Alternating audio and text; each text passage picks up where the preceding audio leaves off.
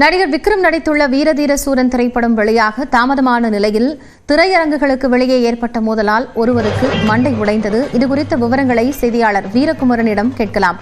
வீரகுமர், என்ன நடந்தது? தற்போது ஒருவருக்கு காயம் ஏற்பட்டிருக்கு, காவல்துறையினர் அங்கு வந்திருக்கிறாங்களா?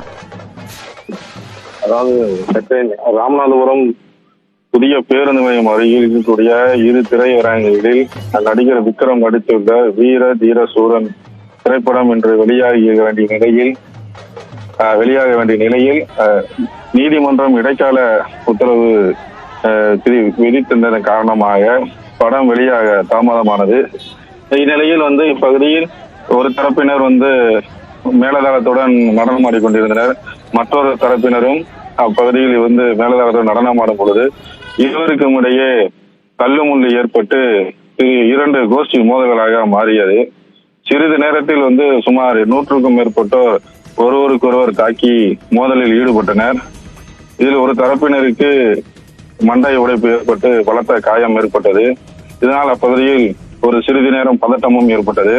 இந்நிலையில் கேணிக்கரை போலீசாருக்கு தகவல் தெரிவிக்கப்பட்டு சுமார் 10க்கும் மேற்பட்ட போலீசார் பகுதியில் விரைந்து வந்தனர். கலவரத்தில் கோஷ்டி மோதலில் ஈடுபட்ட அனைவரையும் தடுத்து நிறுத்தி திரையரங்குக்கு அனுப்பி வைத்தனர். தொடர்ந்து இப்பகுதியில் கலவரம் நிவாரணம் இருப்பதற்காக போலீசார் அப்பகுதியில் குவிக்கப்பட்டுள்ளனர். இரு கோஷ்டி மோதல்களே ஏற்பட்ட காரணம் என்னவென்று கேணிக்கரை போலீசார் தற்போது விசாரணை செய்து வருகின்றனர். நன்றி வீரகுமரன்.